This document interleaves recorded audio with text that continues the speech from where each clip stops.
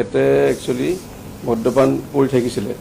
চ' তেওঁ আমি alcoholic liver ডিজিজো আছিলে, লগতে হেমাটেমেচিছ যোনটো ব্লাডটো ওলাই গ'লে হয়, লগতে গা চা ফুলি আছিলে। তাৰমানে কেইদিনমানৰ পৰা ৰোগত আছিলে চাগে, ঘৰত চাগে কোনো কোৱা নাই বা চোৱা নাই।